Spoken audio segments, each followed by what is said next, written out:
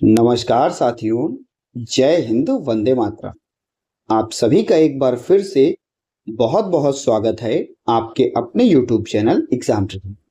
दोस्तों, family and community हम लोगों ने यूनिट 1 पढ़ ली, यूनिट 2 पढ़ ली और यूनिट 3 में हम लोगों ने 3.1 और 3.2 को पढ़ लिया। अगर आपने इन वीडियोस को नहीं देखा है तो प्लेलिस्ट में जाकर के इन वीडियोस को देख सकते हैं। आप सभी को पता है कि फैमिली में आपकी 3 यूनिट हैं, मैंने आपको पहले ही बताया था। और भैया 27 नंबर का आपका एग्जाम होगा फैमिली एंड कम्युनिटी का, जो कि सेकेंड ईयर के सभी जितने भी IDD, MD, HI, VI सभी के लिए, ठीक है। तो जो 3 यूनिटें हैं उसको हम लोग पढ़ने वाले हैं। तो 3.3 से लेकर के तीसरी यूनिट में और 3.5 तक हम लोग इस वीडियो में देखेंगे। तो ज्यादा से ज्यादा वीडियो एक बार शेयर कर दीजिएगा सभी के पास में। बात करते हैं शिक्षा और पुनर्वास के लिए स्थानीय समुदाय का समर्थन और संसाधनों को जुटाना। भाई, अगर शिक्षा में और पुनर्वास में जो हमारा स्थायी समुदाय है वो समर्थन करेगा। स्थायी समुदाय जब ही समर्थन करेगा जब उसके पास जागरूकता होगी। और रिसोर्सेस की बात की जा रही, संसाधनों को जुटाने की बात की जा रही है, इसको हम लोग यहाँ पर पढ़ने वाले हैं। कहेंगे शिक्षा और पुनर्वास किसी भी समुदाय के सतत विकास के लिए महत्वपूर्ण घटक है। इन उद्देश्यों को प्राप्त करने में स्थानीय समुदाय की भागीदारी बेहद महत्वपूर्ण होती है, क्योंकि समुदाय न केवल जागरूकता फैलाता है बल्कि समुदाय आर्थिक रूप से, सामाजिक रूप से, मानसिक रूप से भी समर्थन बच्चों को प्रदान करता है। भाई, जागरूकता तो फैलाए, जागरूकता फैलाएगा ही समुदाय के लोग, एक दूसरे को बताएंगे, जो है बातें करेंगे। लेकिन अगर बच्चे को आर्थिक और सामाजिक और मानसिक समर्थन भी मिल जाए तो उससे अच्छा और क्या हो सकता है। तो कहेंगे जागरूकता और सहभागिता, यानी कि अवेयरनेस फैलानी होगी, समाज में जागरूकता को फैलाना। अगर हम समाज में जागरूकता को फैलाते हैं, जैसे हम लोग जाते हैं CBR करने, कम्युनिटी बेस्ड रिहैबिलिटेशन, सब वहां पर भी तो हम समुदाय में जागरूकता फैलाते हैं।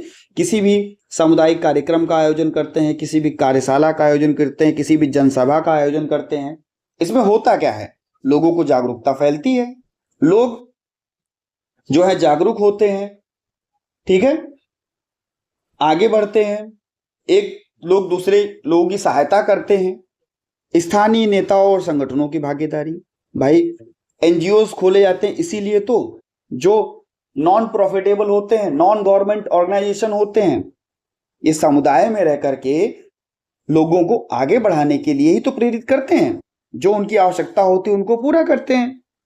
समुदाय आधारित समूहों का निर्माण, अगर कोई महिला समूह होगा, युवा क्लब होगा, माता पिता संघ होगा, तो ऐसे समूहों का जब हम निर्माण करेंगे तो लोग एक दूसरे के कार्यों से जुड़ेंगे, और जुड़ेंगे तो भैया उनको शिक्षा और पुनर्वास के कार्यों में जोड़ करके उनको हम बेहतर कर सकते हैं।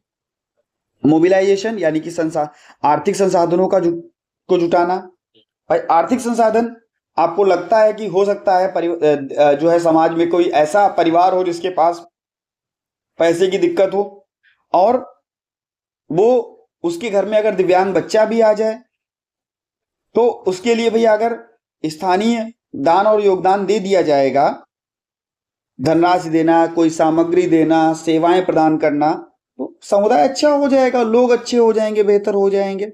सहायता और अनुदान, स्थानीय व्यापारी, उद्योग और संगठनों, आप लोग देखते होंगे बहुत सारे व्यापारी होते हैं, उद्योग करने वाले होते हैं, संगठन होते हैं जो आर्थिक रूप से लोगों को सहायता देते हैं। सरकारी संस्थानों की भागीदारी, सरकारी बैंकें, संस्थान, आप लोग देखते होंगे CSR फंड, CSR फंड जो होता है वो जो है सरकारी संस्थान देते हैं, अपनी कमाई का 4% हिस्सा किसको, जो भी NGOs होते हैं उनको दान करते हैं, ठीक है। सामूहिक प्रयास, चंदा किसी प्रकार का, सांस्कृतिक कार्यक्रम को आयोजित कराना, इसके लिए धन एकत्रित करना, ये सारी चीजें। इसके बाद में शिक्षा और पुनर्वास सेवाओं की उपलब्धता। भाई, बच्चे को शिक्षा देनी है, पुनर्वास की सेवाएं देनी है तो उसको स्कूल तो जाना पड़ेगा, समुदाय भवनों में रहना पड़ेगा, सार्वजनिक स्थानों पर जाना पड़ेगा, तभी तो उसको शिक्षा और पुनर्वास की गतिविधियों में हम बेहतर कर सकेंगे। इनके लिए स्वयं सेवकों की भी भूमिका होगी। स्थानीय लोग शिक्षण, परामर्श, प्रशिक्षण इसमें सहायता कर सकेंगे। ठीक है। विशेष शिक्षकों और विशेषज्ञों की व्यवस्था, यानी कि समुदाय के सहयोग से विशेष शिक्षक, चिकित्सक, प्रशिक्षक इनको नियुक्त किया जा सकता है। ठीक है। स्थानीय संसाधनों का उपयोग, भाई जो भी स्थान जहां पर जिस समुदाय में लोग रह रहे हैं उनका भी उपयोग करो।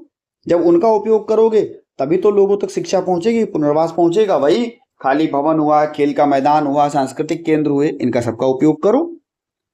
तकनीकी की सहायता देना, स्थानीय स्तर पर उपलब्ध तकनीकी और डिजिटल उपकरणों का उपयोग करके बच्चों और जरूरतमंद व्यक्तियों तक उनकी सहायता को पहुंचाना।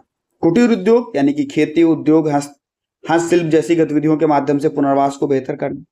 तो इन सब चीजों के माध्यम से आप जो है शिक्षा और पुनर्वास दोनों को बेहतर कर सकते हो। स्थानीय नेतृत्व मिलेगा, बच्चा बेहतर होगा, शिक्षक, अभिभावक जो भी होंगे वो बच्चों की सहायता करेंगे, शिक्षा और पुनर्वास को बेहतर करेंगे, इनके लिए मंच प्रदान करेंगे। ठीक है। आगे अगर हम बात कर लेते हैं, ये सब चीजें आप कर सकते हैं, कोई समस्या नहीं है। सतत विकास की भी बात करेंगे, कम्युनिटी सतत विकास कार्यक्रम लागू करो। ठीक है। जहां पर जो भी स्कूल है, भवन है, स्वास्थ्य केंद्र है, पुनर्वास की सेवाएं हैं, इनको आप दे करके बच्चे को बेहतर बनाओ।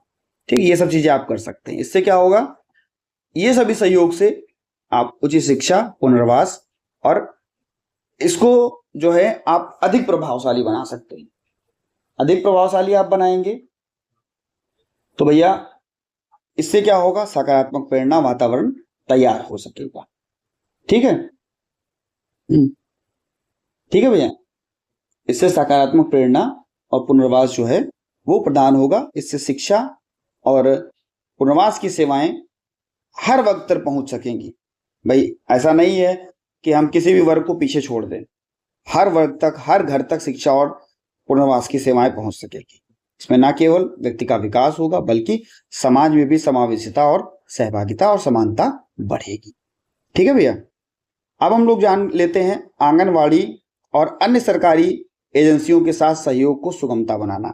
भाई परिवार के लोग होंगे, आंगनवाड़ी केंद्र पर भी बच्चा जाएगा और भी जो सरकारी एजेंसियां हैं इनके साथ में बच्चा जाएगा, तो जाहिर सी बात है कि उनको कैसे सुगम बनाया जाएगा, क्योंकि बच्चे को हमें शिक्षा भी देनी है, बच्चे को हमें पुनर्वास भी देना है, बच्चे को हमें पोषण भी देना है, बच्चे को हमें स्वास्थ्य भी प्रदान करना है। अब बच्चा कोई भी हो, अगर वो समाज का बच्चा है, उसका समग्र विकास हमें करना है, तो भैया विशेष रूप से जो भी आंगनवाड़ी केंद्र होता है, सरकारी एजेंसियां होती हैं, सभी के लिए एक अहम भूमिका निभाती हैं, सभी के लिए मार्गदर्शन बेहतर करती हैं। इससे संपर्क और संवाद स्थापित करना, इसमें आप कह सकते हो भैया कि जो भी स्थानीय स्तर का संवाद है, जैसे आंगनवाड़ी कार्यकर्ता, आशा कार्यकर्ता, जो भी पंचायत अधिकारी है, इनके साथ में नियमित बैठक आयोजित करें। ठीक है। जब ये बैठक आयोजित होगी तब क्या होगा भैया कि जो भी समुदाय में चल रहा है उसको आप बेहतर कर सकेंगे। ठीक है। संवाद की स्पष्टता, यानी कि जो भी सरकारी एजेंसियां हैं, जो भी सरकारी योजनाएं हैं, उन कार्यक्रमों और उद्देश्यों के बारे में लोगों को तक समझ को बढ़ाया जाए, लोगों तक चीजें पहुंचाई जाएं, तभी वो जागरूक होंगे। और ये काम किसका है, आंगनवाड़ी का है, कोई भी सरकारी एजेंसी का है। ठीक है। स्थानीय अधिकारों के साथ समन्वय, कोई भी ब्लॉक है, जिला स्तर पर अधिकारी हैं, उनके साथ भी हमें सामंजस्य स्थापित करना होगा। ठीक है। इनका भी सहयोग करना होगा।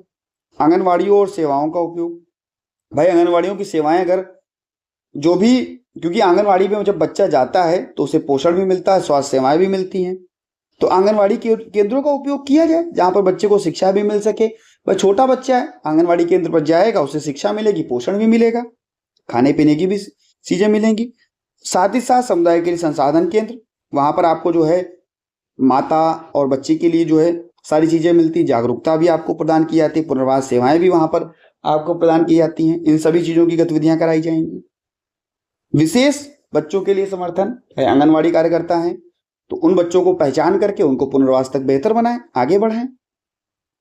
सरकारी सेवाओं और कार्यक्रमों का लाभ उठाना, भाई इनका पूरा काम है, चाहे वो कोई भी सरकारी एजेंसी हो या आंगनवाड़ी केंद्र हो, इनका सबका काम है कि जो भी सरकार की सेवाएं चल रही हैं, जैसे जननी सुरक्षा योजना हुआ, मध्याह्न भोजन, एनडीएम जिसको हम लोग कहते हैं, एमडीएम, ठीक है, उसके बाद में एकीकृत बाल विकास योजना हुई या प्रधानमंत्री मातृ वंदना योजना हुई, इन सभी चीजों की जानकारी तक लोगों को पहुंचाना।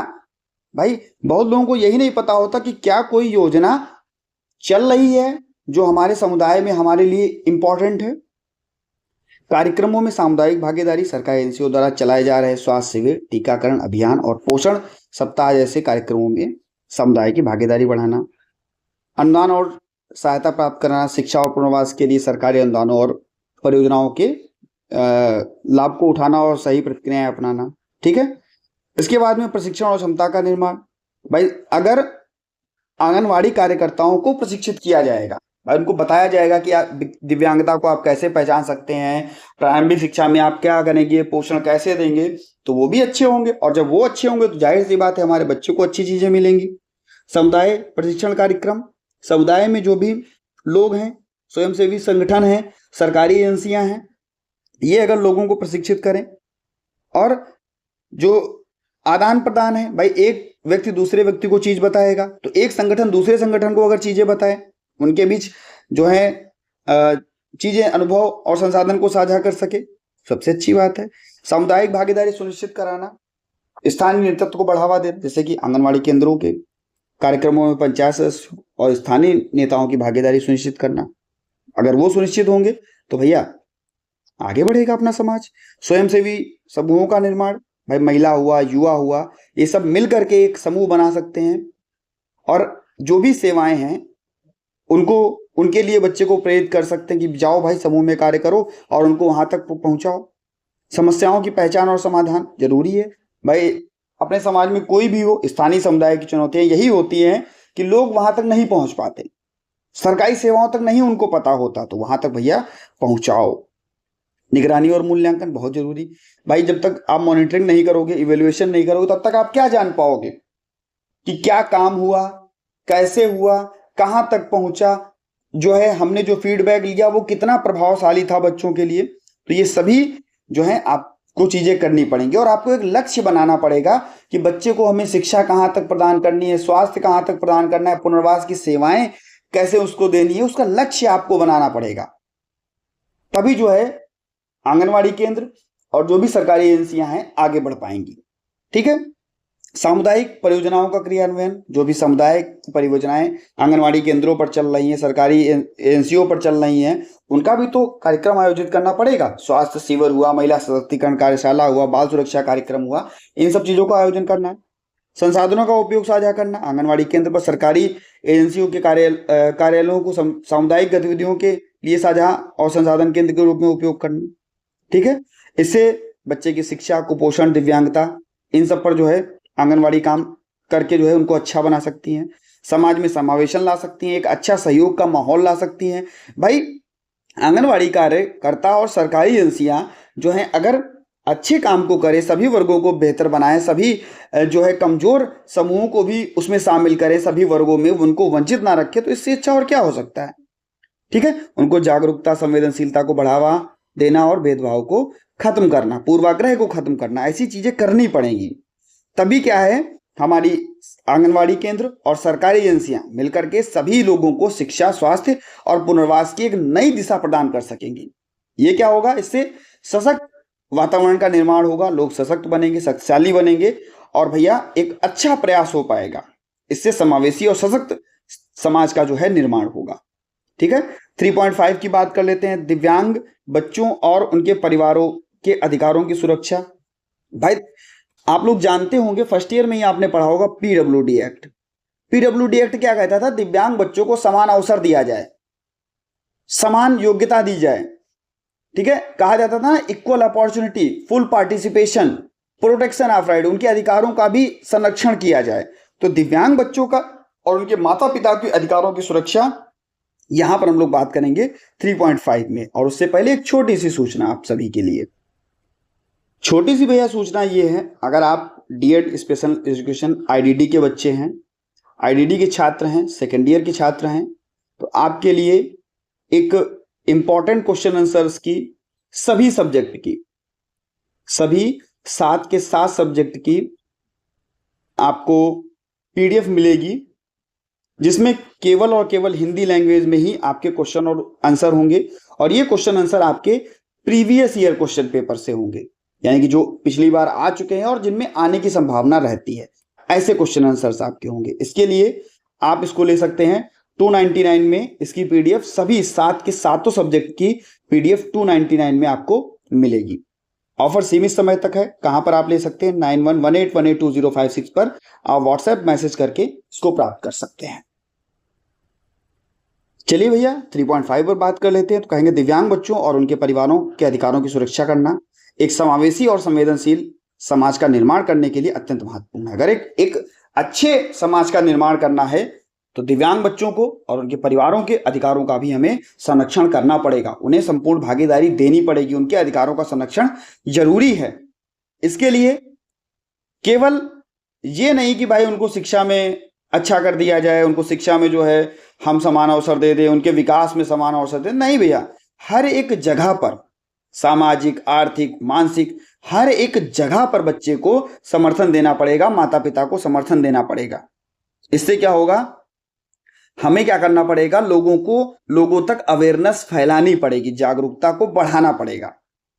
अधिकारों की जानकारी, दिव्यांग बच्चों और उनके परिवारों के अधिकारों के बारे में जागरूकता फैलाना, इससे शिक्षा, स्वास्थ्य, रोजगार समान अवसर में शामिल किया जाए। ठीक है भाई, जब जागरूकता फैलाई जाएगी तो हर जगह पर जागरूकता फैलाई जाएगी। ऐसा नहीं कि भैया किसी एक क्षेत्र में, परिवारों को भी अधिकार को देखा जाए और शिक्षा, स्वास्थ्य और रोजगार में समान अवसर में बच्चों को शामिल किया जाए, माता पिता को शामिल किया जाए, परिवारों को शामिल किया जाए। संवेदनशील बनाना, समाज में दिव्यांग व्यक्तियों को जो लोग कहते हैं ना कलंक है, कमजोरी है, इसके बजाय ये नहीं देखना, उनको हमें उनके स्ट्रेंथ देख करके उन्हें हमें सोचने के लिए आगे बढ़ाना, प्रोत्साहित करना। ठीक है, उनके लिए संयुक्त राष्ट्र के हिसाब से यानी कि UNCRPD, united nation convention on the rights of person with disability और भारतीय कानून यानी कि आरपीडब्ल्यूडी 2016 के प्रावधानों के बारे में सामुदायिक में बताना। भाई दोनों के प्रावधान, चाहे आप, अब तो नया हो गया आपका आरपीडब्ल्यूडी, पहले क्या होता था? पीडब्ल्यूडी 1995 के आधार पर बताया जाता था, नया रूप आया, आरपीडब्ल्यूडी के अनुसार आया, convention on the rights of person with disability act, इसके अनुसार आप अधिकार को बताओ, उनके कानून को बताओ। ठीक है, शिक्षा का अधिकार सुनिश्चित करना कि भाई हर बच्चा, समावेशी शिक्षा में, विशेष शिक्षा में हर बच्चा जो चाहे उसको प्रवेश मिल सकता है। कोई भी बच्चे को यह नहीं कहा जा सकता कि आपको स्कूल में प्रवेश नहीं मिलेगा। उनके लिए संसाधन, सामग्री, ये सब चीजें उपलब्ध कराई जाए, ये उनका अधिकार है। और इसके बारे में माता पिता को बताना, विशेष बच्चों को बताना, जिससे माता पिता वहां पर एक अच्छी भूमिका निभा सके और भैया बच्चों को भी प्रशिक्षण मिल सके, माता पिता को भी एक प्रशिक्षण मिल सके। सुलभता और बुनियादी सुविधाएं, भाई हर बच्चा, हर माता पिता और हर बच्चा हर जगह तक आ जा सके। अगर हर बच्चा हर जगह तक आएगा जाएगा तो स्कूल में भी उसके लिए सही व्यवस्था होनी चाहिए, इंक्लूसिव स्कूल्स होने चाहिए कि भाई रैंप की व्यवस्था हो और जितनी भी चीजें होती हैं इंक्लूसिव, इनकी जो भी सार्वजनिक स्थान है, परिवहन है, हर जगह पर बच्चे के लिए एक्सेसिबिलिटी होनी चाहिए, सुलभता होनी चाहिए, हर जगह पर वो आ जा सके बिना किसी कारण के, बिना किसी रोकथाम के, बिना किसी जोर दबाव के, हर जगह पे आ जा सके, उसको आने जाने में कोई समस्या ना हो। संचार और तकनीकी में सहायता आप कर सकते हैं। श्रवण बाधित बच्चे जो हैं उनके लिए आप, दृष्टिहीन बच्चे जो हैं उनके लिए आप क्या कर सकते हैं? जो भी सहायक उपकरण है और टेक्नोलॉजी है उनको आप बेहतर कर सकते हैं। स्वास्थ्य की सेवाएं प्रदान कर सकते हैं जिससे कि बच्चे भैया गुणवत्ता बढ़ेगी और बेहतर होंगे। परिवारों को समर्थन आप दे सकते हैं, आर्थिक सहायता परिवारों की कर सकते हैं, मनोवैज्ञानिक सहायता कर सकते हैं, भाई उनकी काउंसलिंग भी तो कर सकते हैं। परिवार ये सोचता है कि भैया मानसिक और भावात्मक रूप से हमें अगर बच्चे को सशक्त बनाना है, खास करके परिवार कभी कभी हार मान जाता है, तो हम कहते हैं कि भाई ऐसा करो कि जो है बच्चे को या परिवार को साइकोलॉजिस्ट के पास ले चलो, उनकी काउंसलिंग करेंगे, उनको समझ में आ जाएगा और भैया उनको समर्थन मिल जाएगा, भावनात्मक समर्थन, मानसिक जो आराम है वो मिल जाएगी। ठीक है, सामूहिक निर्माण, दिव्यांग बच्चों के माता पिता के लिए समर्थन समूह बनाना जहां पर वे अपने अनुभव को साझा कर सके और समाधान पा सके। सामाजिक भेदभाव को समाप्त करना, सामाजिक भेदभाव समाप्त होगा तो भैया सभी बच्चों को सामाजिक जिम्मेदारी मिल पाएगी, सभी बच्चों की सोच विकसित हो पाएगी, परिवार की सोच विकसित हो पाएगी। ठीक है, तो ये सारी चीजें आप लोग जो है कर सकते हैं, देख सकते हैं और बच्चों को बेहतर कर सकते हैं। ठीक है, समान अवसर प्रदान करना, रोजगार, खेल, सांस्कृतिक गतिविधियों में दिव्यांग बच्चों को समान रूप से शामिल करना, पूर्वाग्रह और कलंक को खत्म करना, भाई जो भी जागरूकताएं हैं उसमें भेदभाव को खत्म करना, कानूनी सहायता प्रदान करना, जो भी उनके कानून है वो दिलवाना। तो इन सब चीजों से आप क्या कर सकते हो, बच्चे को बेहतर कर सकते हो, माता पिता को बेहतर कर सकते हो, रोजगार के अवसर दिलवा सकते हो। तो ये सब चीजें आप लोग जो है माता पिता और बच्चे को बेहतर करने के लिए कर सकते हो। ठीक है, कैसा लगा आपको वीडियो जरूर बताइएगा। कुल मिला के ये था इसमें कि बच्चे को अधिकार देना, माता पिता को उनके अधिकार के बारे में बताना, परिवारों को अधिकार के बारे में बताना, उनकी नीतियों का पालन करना, समुदाय में सक्रिय भूमिका निभाना, जागरूकता को बेहतर करना, ये सारी चीजें बच्चों को समान अवसर मिलेगा, गरिमा मिलेगी, सम्मान मिलेगा, इसके साथ वो आगे बढ़ सकेंगे। ठीक है भैया, समझ में आ गया हो तो वीडियो को लाइक कर देना, शेयर कर देना और मिलता हूं भैया नेक्स्ट वीडियो में। धन्यवाद।